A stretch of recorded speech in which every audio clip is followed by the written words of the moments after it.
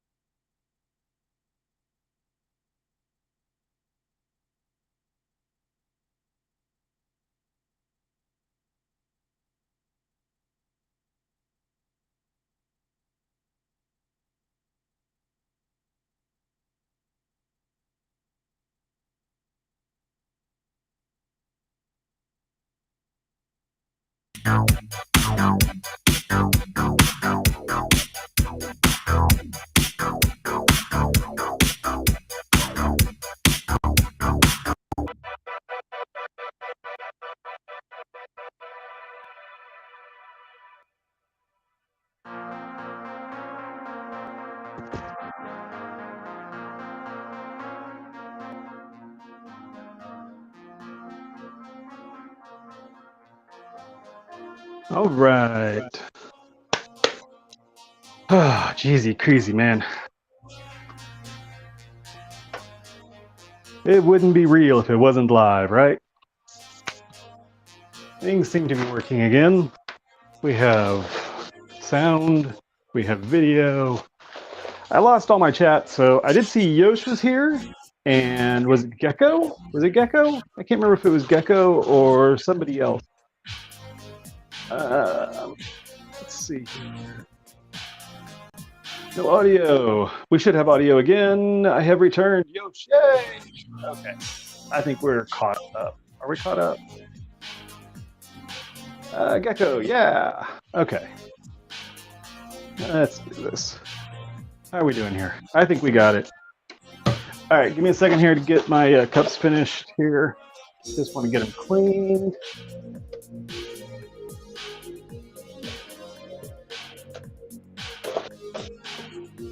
All right, we got a couple of custom orders. Gonna get those done.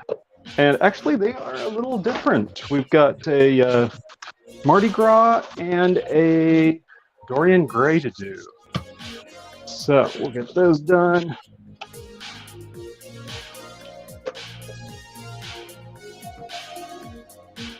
And this is just some 99% isopropyl alcohol. Want to wipe them down, just make sure that they're all nice and clean. Get that out of the way a little bit, scooch that over, give myself just a little bit of room here. Okay. We got music and vocals. Yay! Hey, Gecko! Yosh, good to see you. Okay, so what are we going to do here? I'm going to get my phone out of the way first of all. Let's see, we've got a Mardi Gras and a Dorian Gray, both in Metropole, both in A10. Okay, easy peasy. What do we want to do first?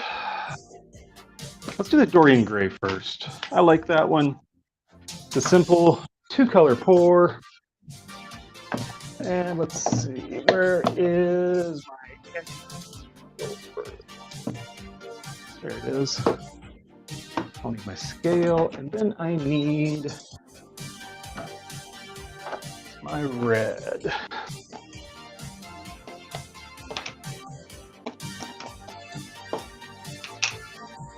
All right, poor guide.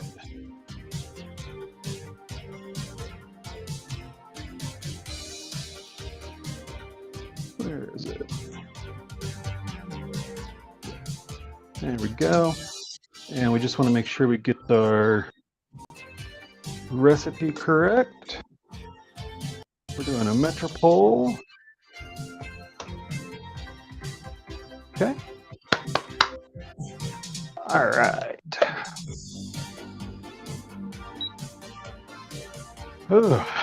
How's everybody doing? We're a little stressed there trying to figure things out. I don't know what happened. I brought up my streaming software and it told me I had to log in to Google, and then I did, and then it logged me out of my streaming software. But then my camera was still logged in, so it didn't drop the stream, and then yeah, there were things happening. So, all right, let's start off with some part B here. We're gonna go 86.5 grams.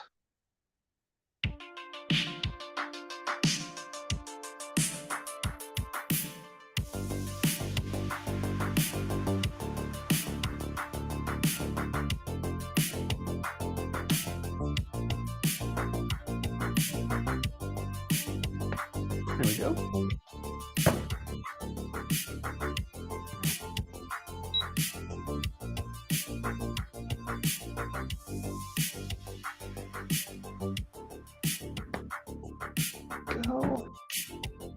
Add a little bit of retarder.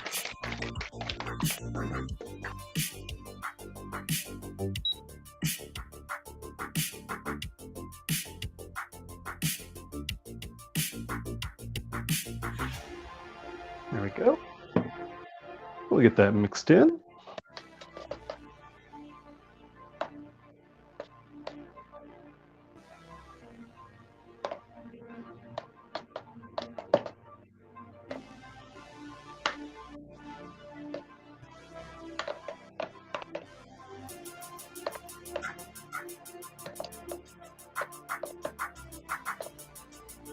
Okay. And now we'll grab some part A.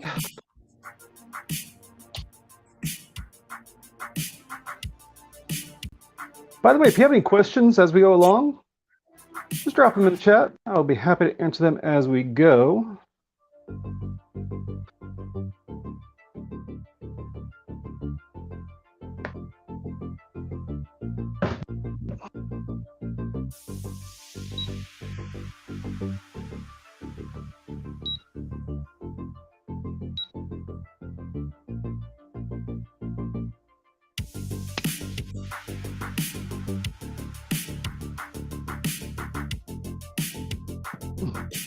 All right, we got our part A and part B here in the cup.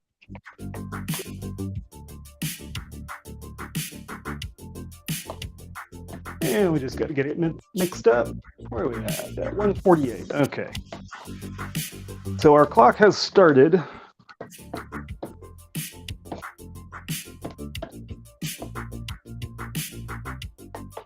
Our pot life starts as soon as part A and part B touch.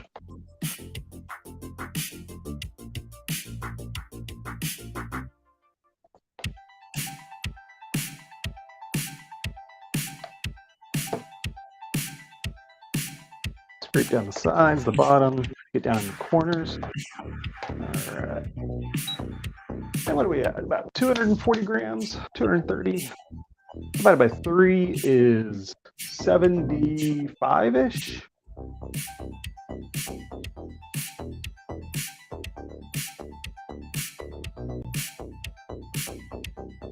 Now, technically, this is a 2-color pour, but we section it off as if it were a 3-color.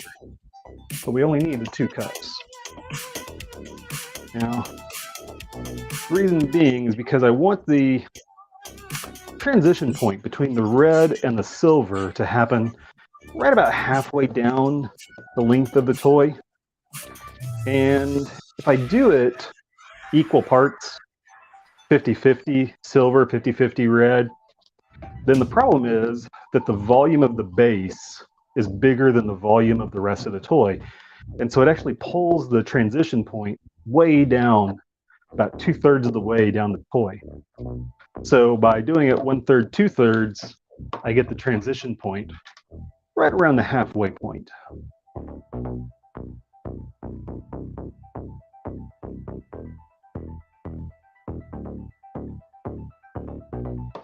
This is such a yummy, yummy red.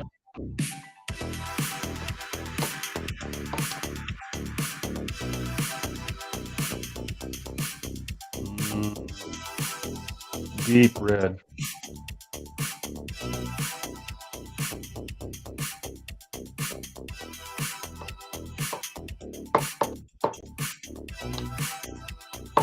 All right, just double check that. Nope, no chunks, just bubbles. We're good to go. The silver is really nice too. It's really a very plain silver, but it marbles really, really well. All right, let's get these in the vacuum chamber.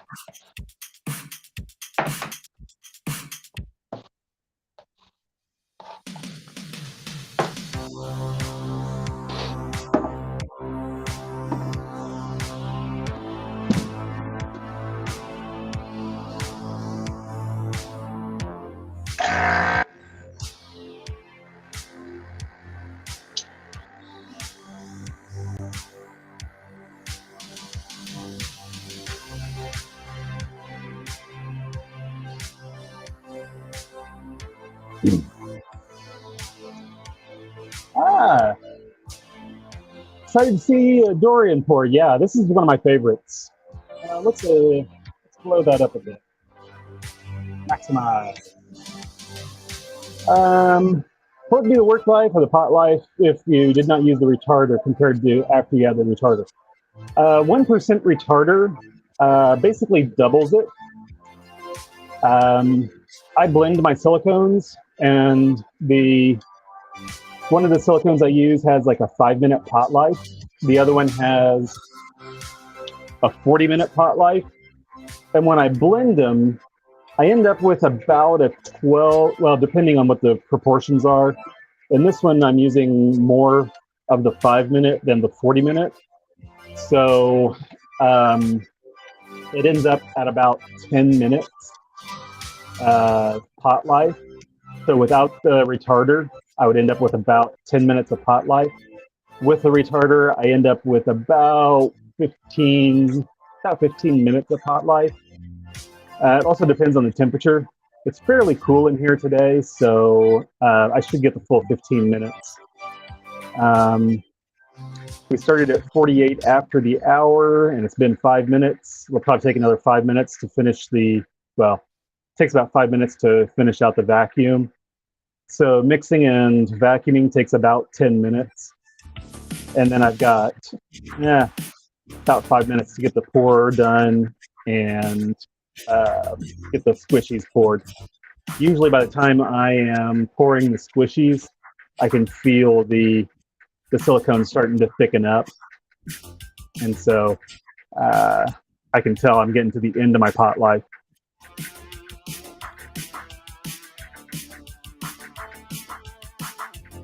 You can see almost all the air is gone out of that red. We still see a few bubbles coming up. You see a few bubbles in that silver over there. But we've got the vast majority of the air out of it at this point.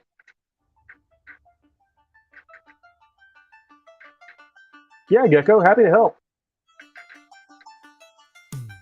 That's one of the things about blending silicones is that as you blend them, you change the proportions, and so you can tweak your not only the firmness, but you also change the pot life. And depending on the viscosities, you might change the viscosity, but the silicones that I chose to blend with have very similar viscosities. So it doesn't really change the viscosity much, but it does change the pot life and the cure time. The A25 that I use, because I blend an A25 and a 0020. Those are the two that I use to blend. And the A25 has a 5-minute pot life and a 1-hour cure time. The 0020 has a 40-minute pot life and a 2-hour cure time. So in the end, these will probably cure in about 90 minutes. Might be a little bit less than that. Again, depends on temperature. So, all right. Just a couple more bubbles left on the red there. Still see a couple in the silver. But the proportions will change that. So if you go heavier on the 0020, you're going to veer more towards that 40-minute pot life. But you're still going to bring it down. If you put any of that 5-minute pot life silicone in there, you're going to bring that pot life down quite a bit.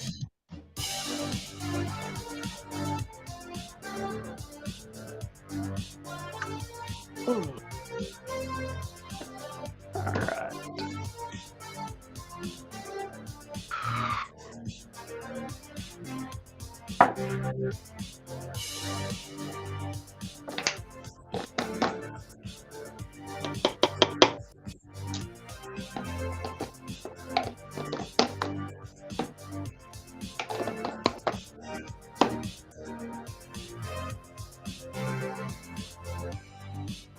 Okay, camera back in place. I don't think I announced this. I forgot to announce which one we were doing. This is Dorian Gray. This is for order number 446. Oops, I got a marker over here. 4, 4, 6.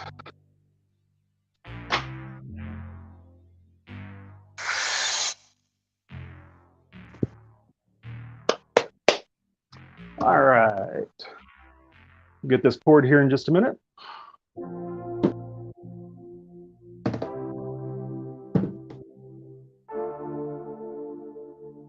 There's our silver. We'll get this. I don't know. I think we can do it this way. All right. I'm just going to drop that red right on top of the silver.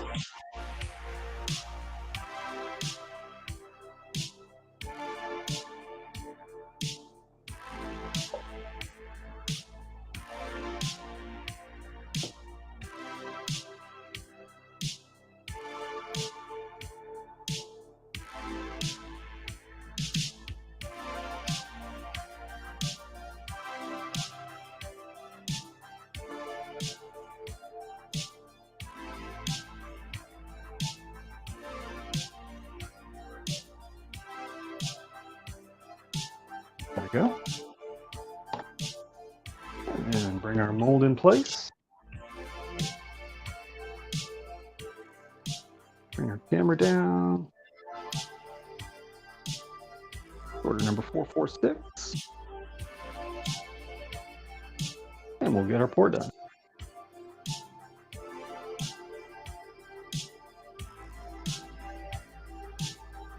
Wow, that silver just came right out the front, didn't it?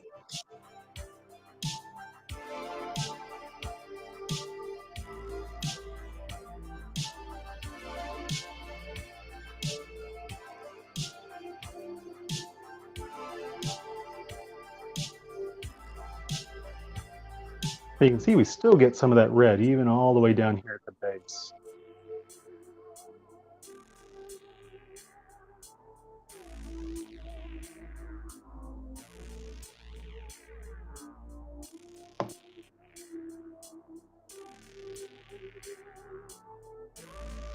There's a scooch more.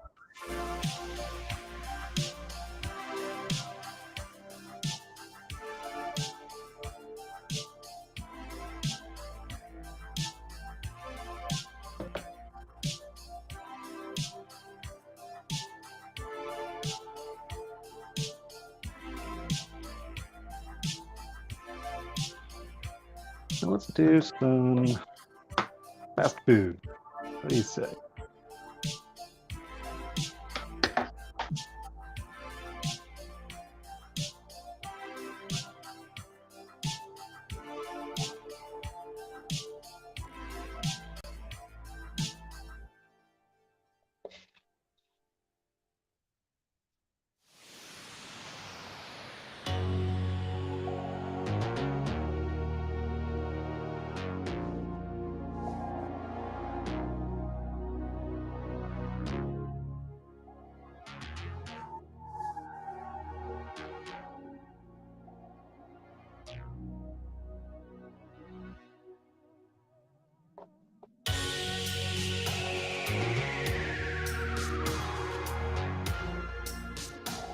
There we go.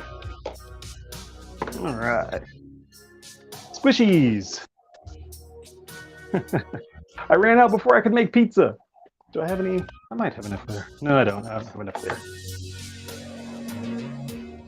But I got fries and burgers. All right, let's get some butt art on here.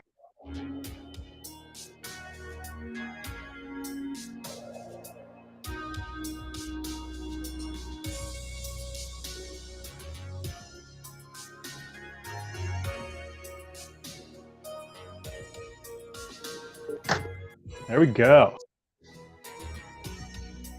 Whew, and that was our order number 446.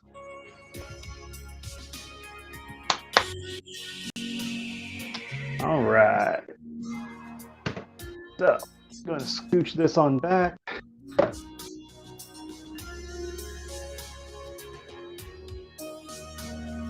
we go.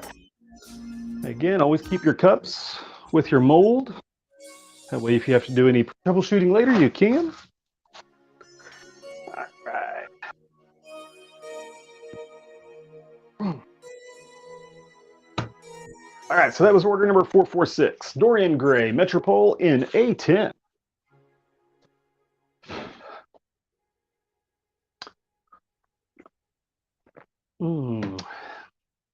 And don't forget to hydrate. All right. What's the next one we're doing? We're doing a Mardi Gras for order number 003.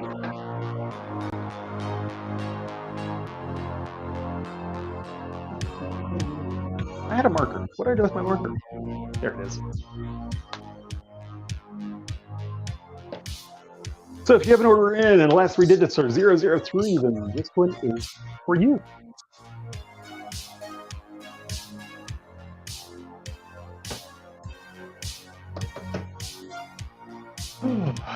All right, let's get this reset.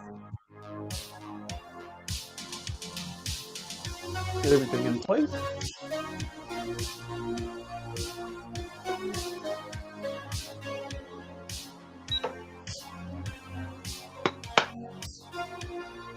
Grab a drink of beverage. And grab some Part B. Oops. Check that. Nope. I saw a spot on the inside. It's actually from the outside, a spot of paint. Or it's this printing. Thought it was something on the inside there. Make sure it's okay. Everything's good. Come on. Air out.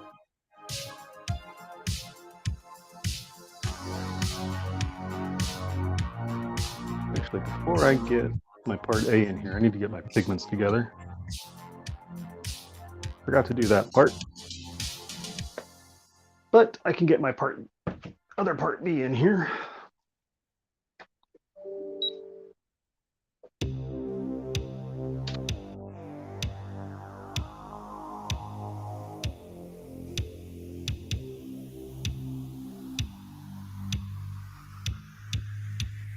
Go. Couple grams of retarder.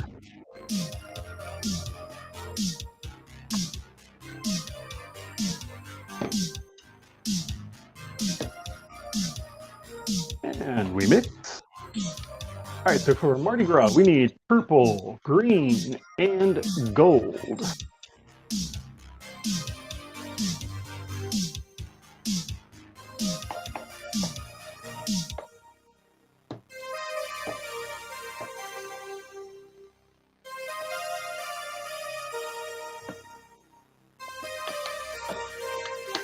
All right, double check our recipe here.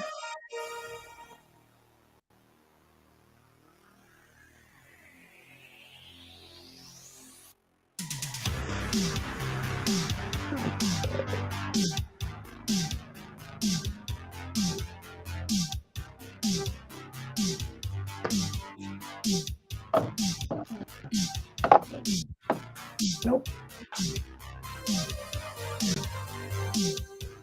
Nope. Come on. Where are my... Where's my other gold? Here, goldie, gold, gold, gold, gold, gold, gold, gold. Come on.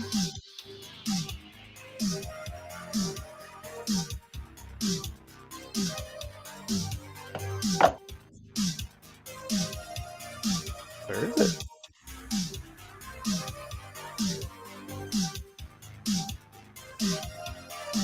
I'm missing my gold. I've got four other gold colors, but it's not. Ah, there it is. Is that it? Let me check.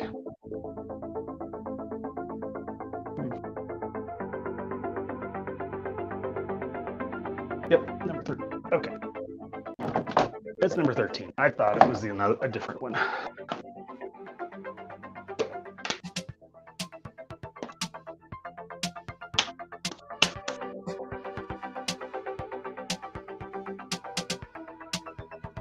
And where is my green?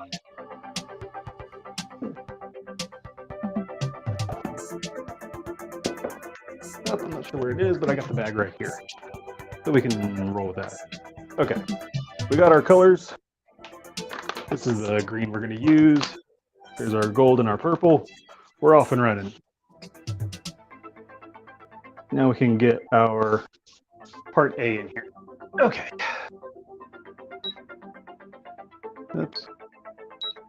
Keep hitting the wrong button.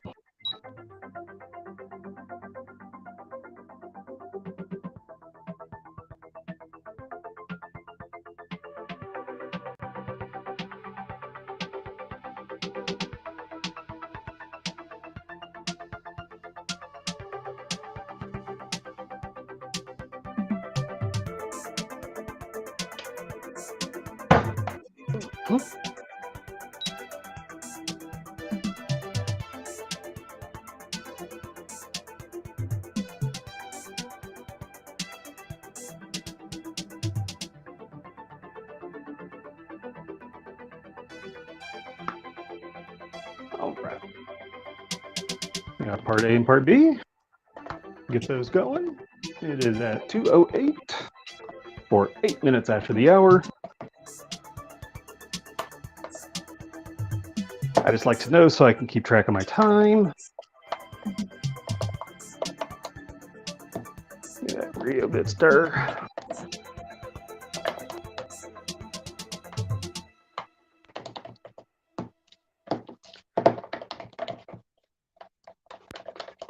All right.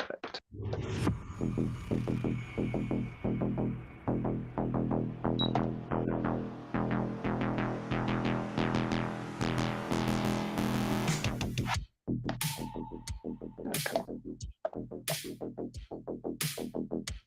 And we'll go about 75 grams on this one.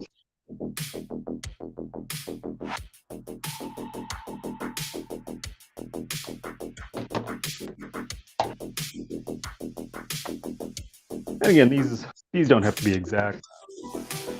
We're looking for roughly proportions, and my math isn't exact, so if I go a little bit over, I'm okay. There we go.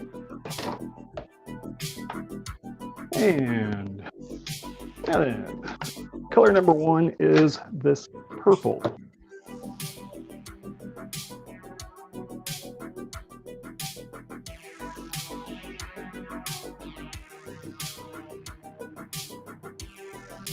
I see stuff in the chat. I can't read it at the moment, but I will get to it in a second.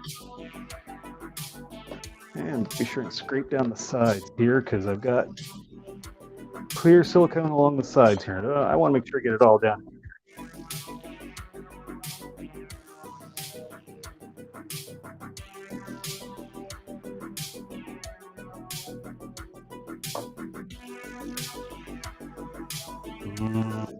Look at that purple.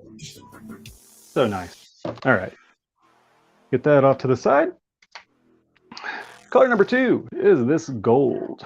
This gold needs a little extra here. Gotta go a little heavy on it.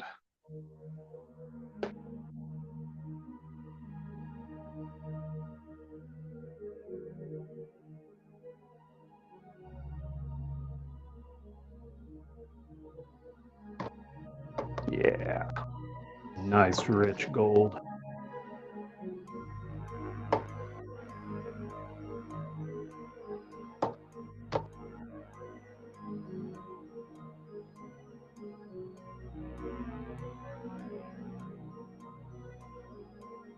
And again, we can see a lot of bubbles in there.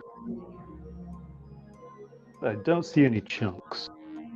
That's what I'm looking for.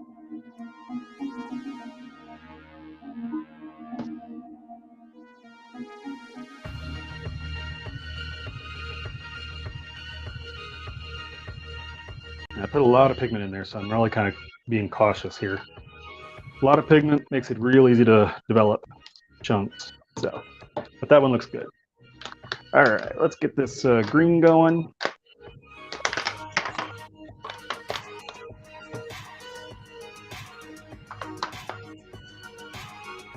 I'm not sure what happened to my cup on this one, so we're just going to have to go right from the bag.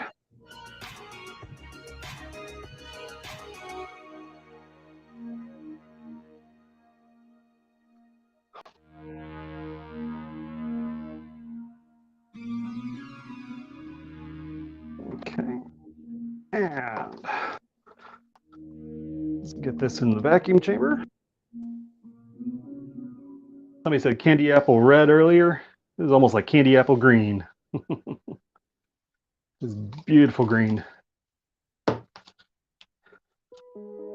right.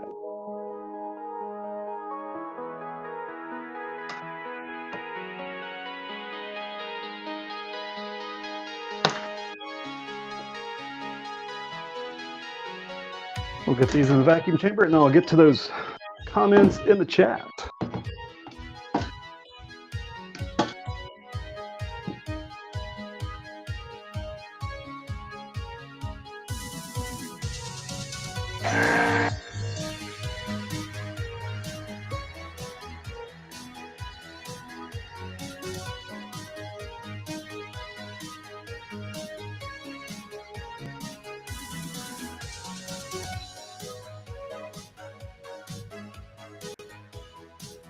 Gecko asking, are you afraid that you might entrain air pouring the two colors together? Could you vacuum strip the material after you combine the materials together, looking for a totally air-free product? Second shelf back left. You weren't wrong, Yosh. Gecko, I am not too afraid of that. Is it possible? Is it possible? Yes. I have to, I mean, is there a risk of that? Yes. I can't say that there's zero risk of it. Is the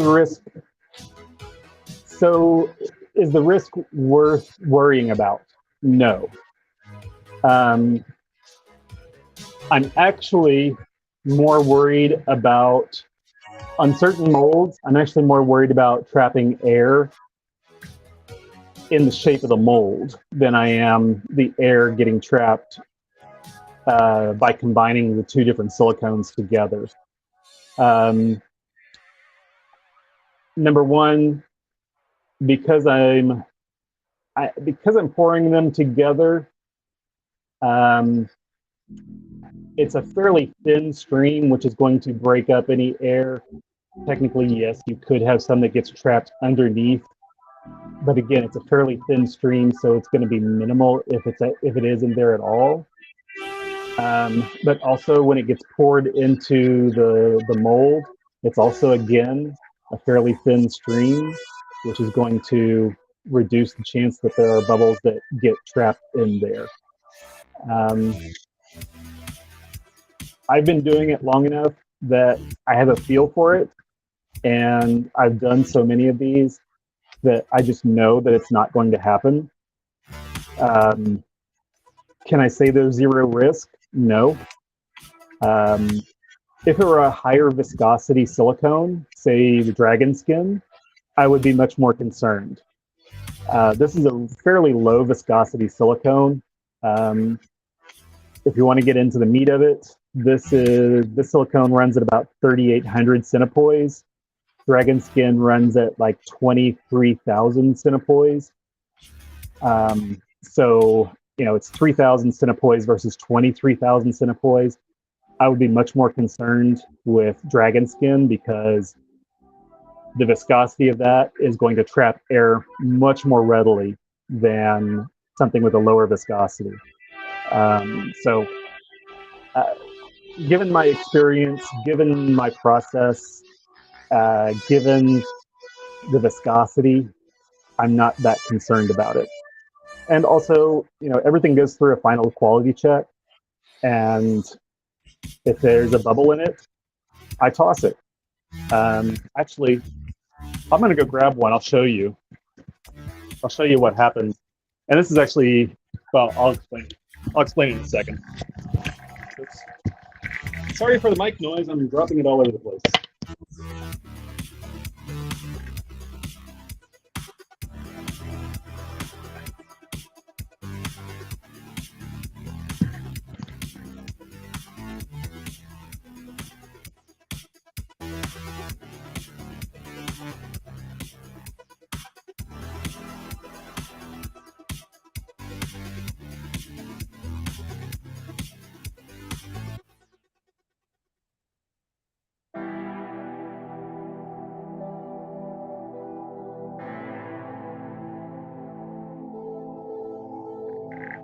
All right, that's almost vacuumed out.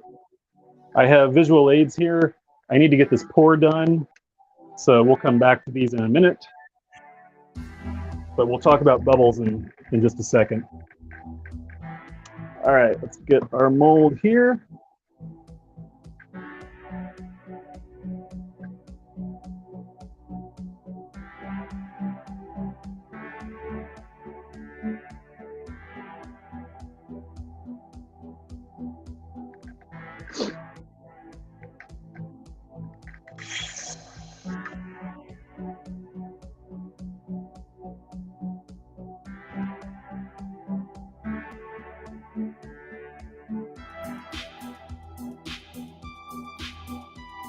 There we go.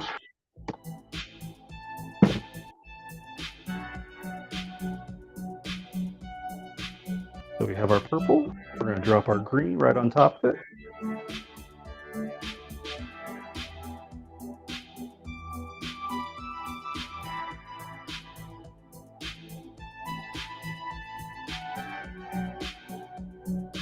Like I said, I'm being fairly gentle about moving the silicone into with the mixing stick, trying not to introduce any air. And now let's get our gold on top of that.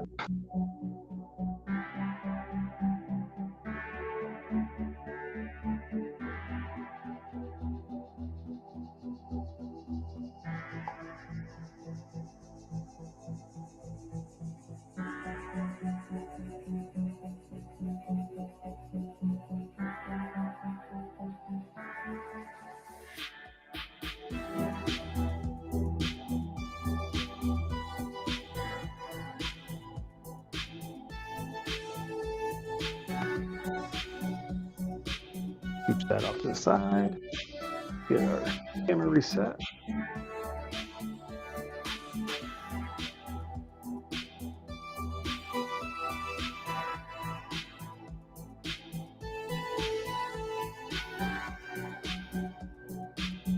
There we go.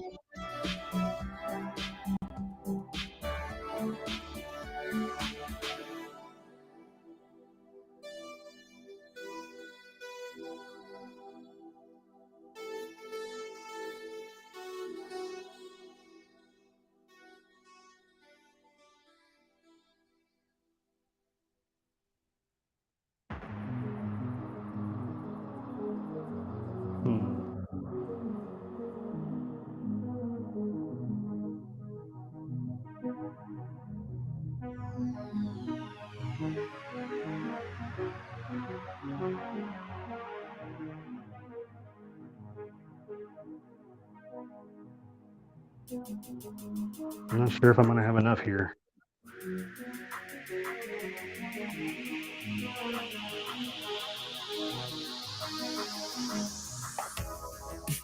I think I got enough, but I'm not going to have enough for squishies.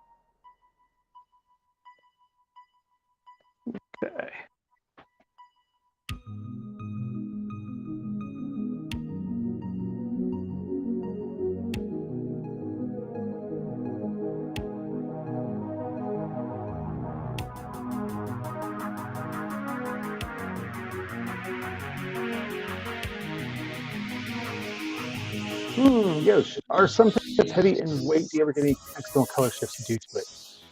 Um,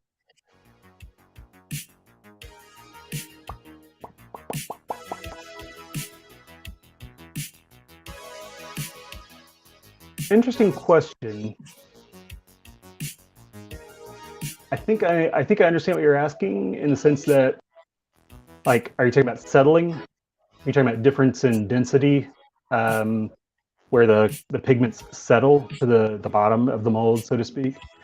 I haven't seen that. Um, I'll answer your question in two ways. One, density. I haven't seen any variation in density to the point that the pigments settle out.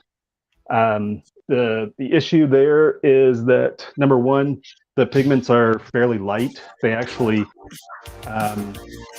slightly less dense. I think mica-based pigments are 1.03 grams, or 1.03 or 1.07 grams per cubic centimeter, whereas silicone is 1.07 or 1.08 grams per cubic centimeter. The specific gravity, 1.07 versus 1.03. Technically, the mica would float on the silicone, but number one, we're mixing them. Number two, they're so close that they don't really float on each other. And number three, by the time that the silicone pot life has expired and the silicone is set up to the point where the pigment is not going to move, it happens so fast that the pigment's not going to move at all. So in that sense, your pigments aren't going to move around. Now, I have seen it where if you have, how do I put this? If you have your silicone, like I sometimes do, 3 different colors, and I'll add silicone thinner to one color, but not the other 2 colors. I have seen it where the color that has the silicone thinner in it will move around more than the other color. Now, it doesn't mean that the pigment is moving around, but the silicone itself is moving around. There's some fluid dynamics that's happening inside the mold between the time that you get it poured, the pot life, and the cure happening. There's just a little bit of fluid dynamics happening in there, and you can, once it comes out of the mold, you can see, and sometimes on the base. Do I have one?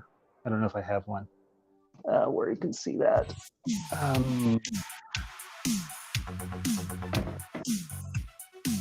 No, that's not it. I don't have one.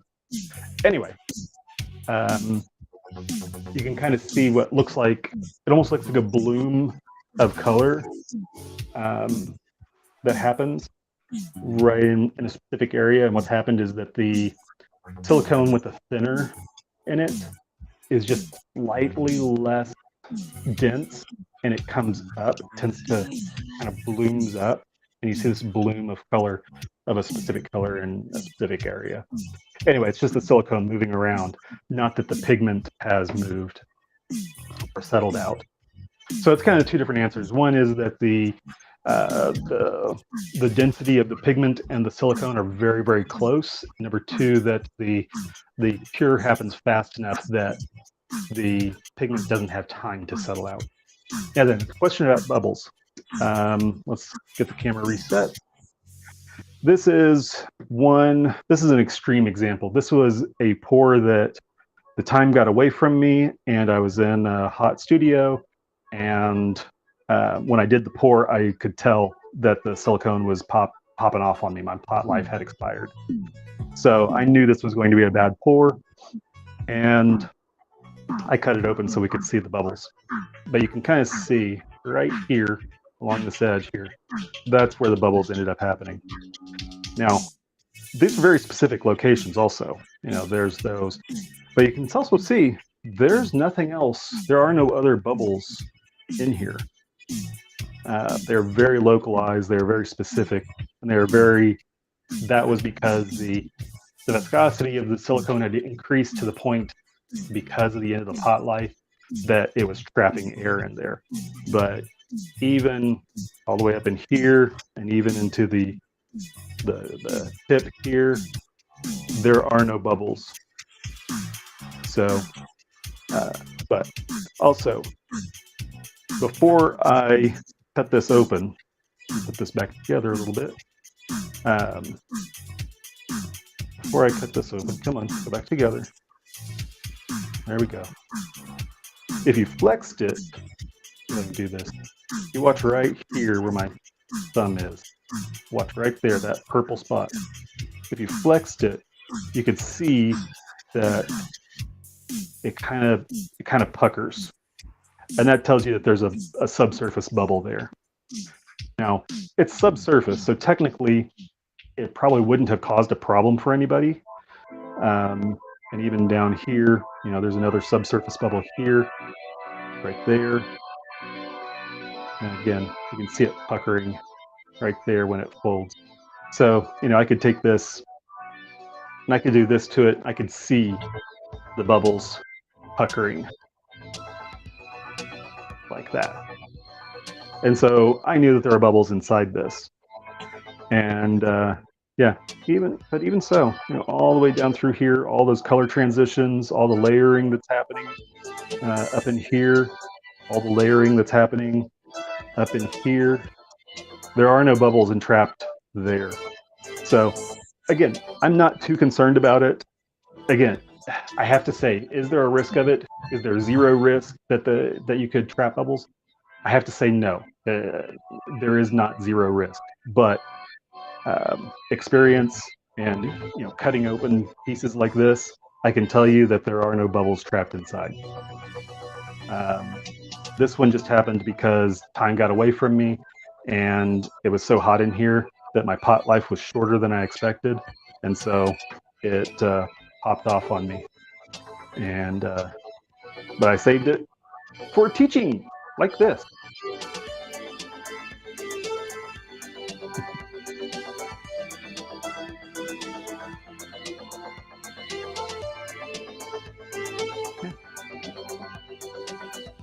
Michael asking, is there design software that is good to use for formatting shape?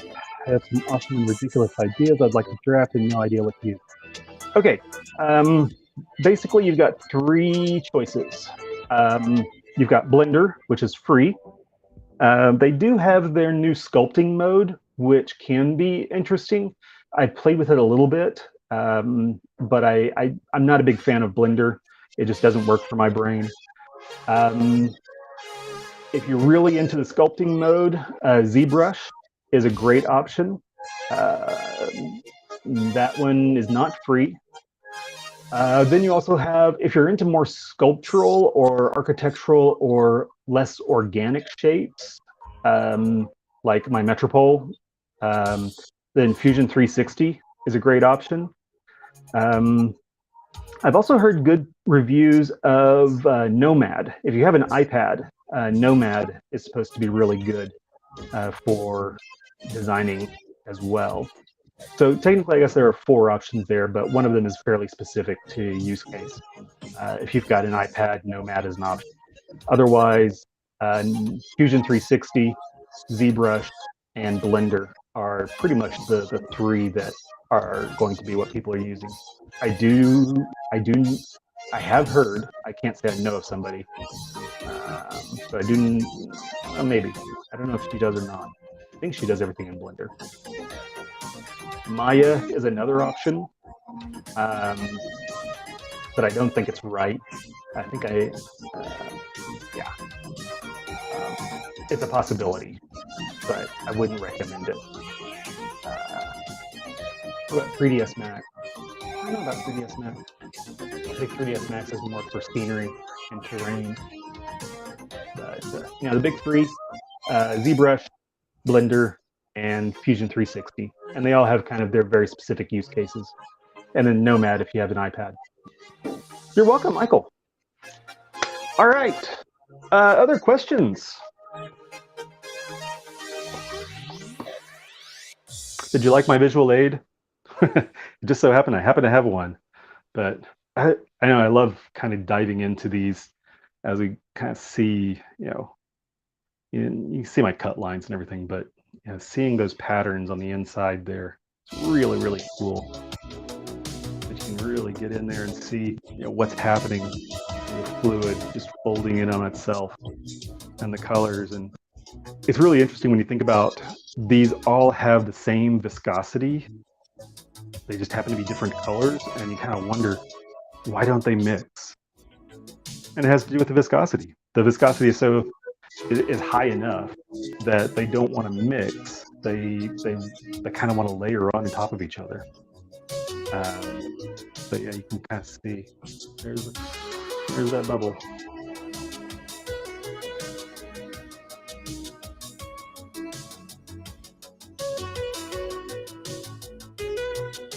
And these are all dusty and dirty because I've been playing with them and looking at them.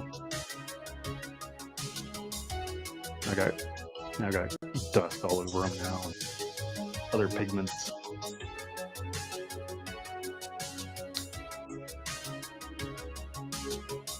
Hey, Nix! Good to see you. Yeah, the sliced model is really interesting. But yeah, this was another telltale sign that my pot life had gone off. Was this horrible, horrible base. So rough. It tried to settle out, but just couldn't. So. Anywho. All right, everybody. Any questions?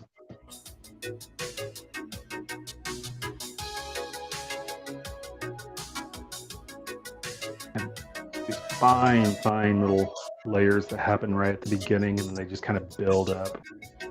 They develop into these very distinct lines. I think my favorite part is right here. That's my favorite part.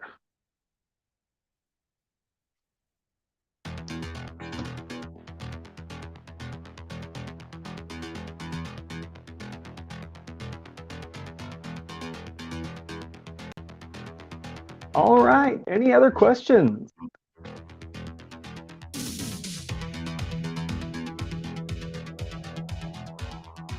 I apologize for the late start. Again, I had some technical issues.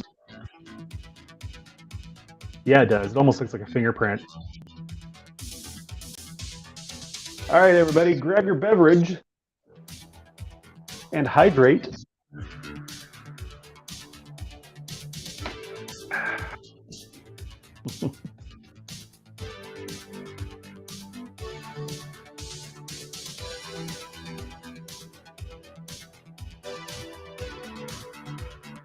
Yeah, Yosh, I had fun.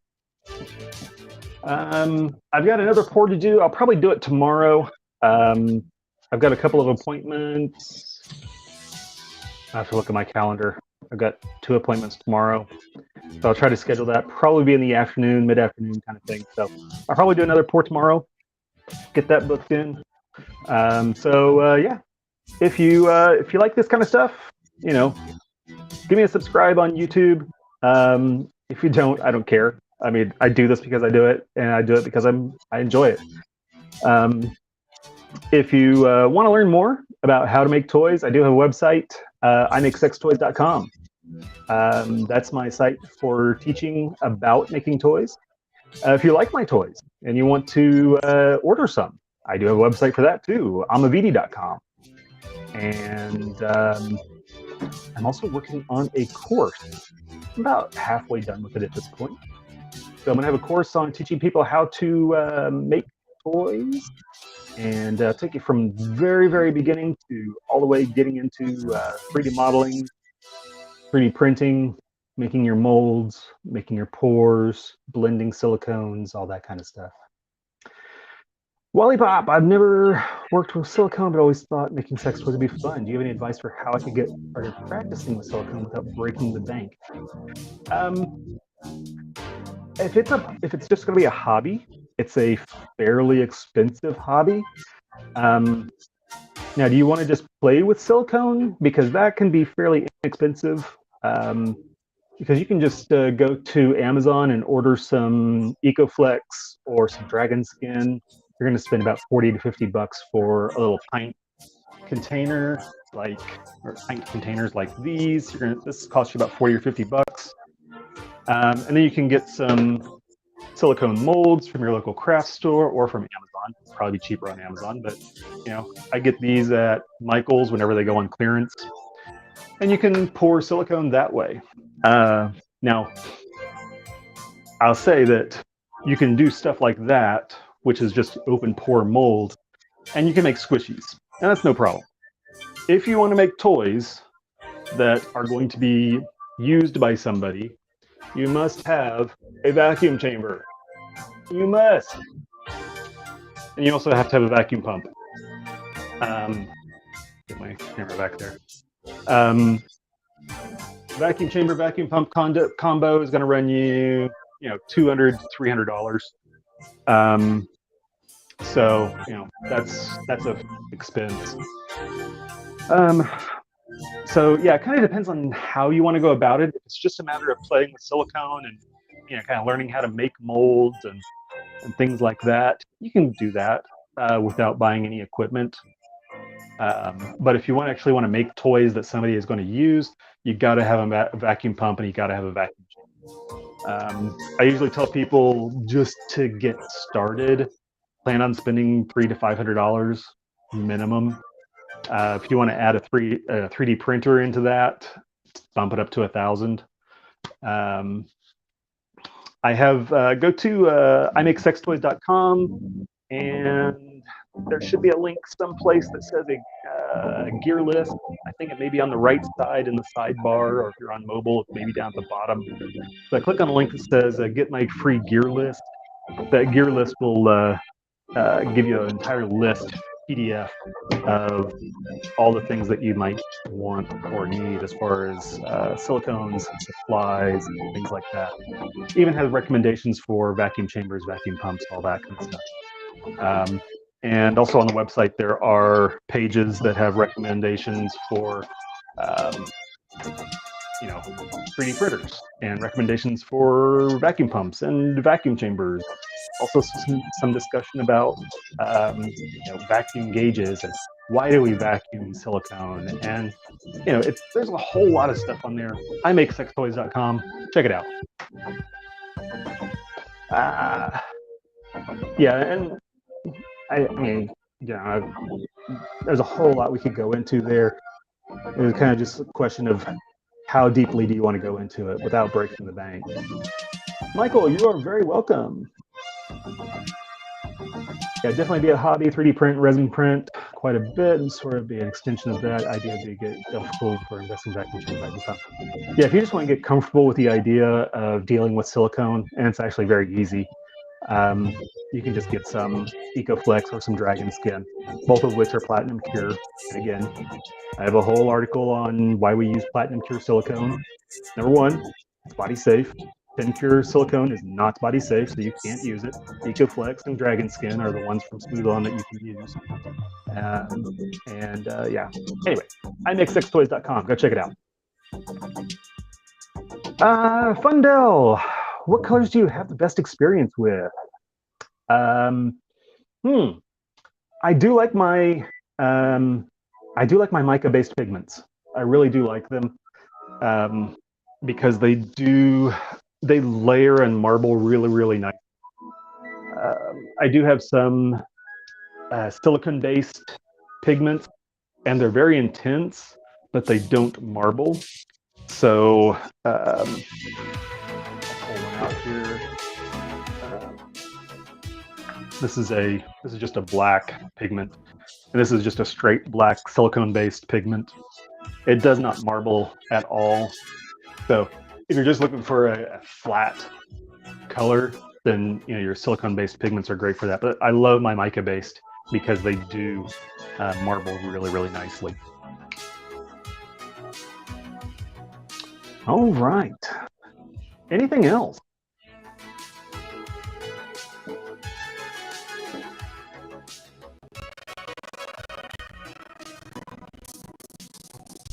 let's see. Was there anything else I want to mention? Patreon. I'll tell you about Patreon. I go to patreon.com. You go patreon.com/Amavidi. Oh, if you go to patreon.com/Amavidi and you join as an Academy patron, you will get access to the course. You will get early access to the course now as I'm building it. So there's that if you're interested. Are there big differences between pigment brands? I'm very loyal as far as pigment brands. TKB Trading. That's pretty much the only brand I use. I love the fact that the way they do their website makes it very easy to find body-safe pigments. If you go to their website, they have a sidebar on the side. You can click on lips and eyes safe in the US or lips and eyes safe in the EU, and it'll tell you these are the color, or these are the pigments that are FDA safe for lips and eyes in the US. And then I know I don't have to worry about it. These are safe. So I'm very loyal in that sense. I do know folks who love other brands, but I'm very loyal, so I can't really speak to the other brands. But I like to keep it simple. I like to keep it straightforward. I don't want to have to worry about anything. So, but yeah, patreon.com/Amavidi. Academy patrons get access to the course now, and they'll have access to the course for as long as they are patrons, and they'll also get a discount on the course when it gets released. And I'll make sure that whatever you pay as a patron makes the price of the course, I'll give you a discount, and you'll never pay more for the course than the retail price, given what you've paid as a patron, if that makes sense. So, yeah. Anyway. All right. Anything else?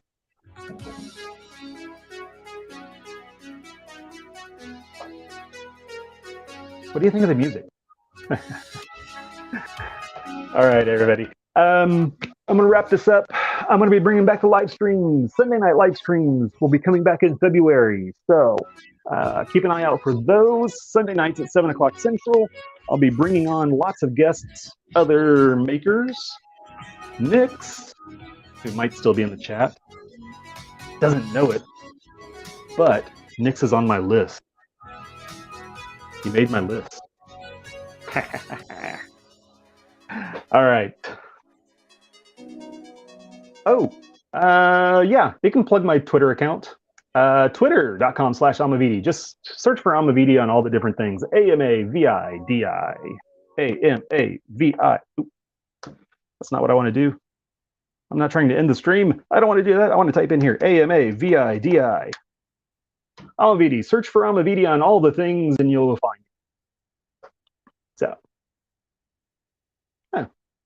did I mute? I muted my music. I didn't mean to do that. That's what happens when you start typing and you're not in the text box. All right, everybody. Enjoy your day. Bye.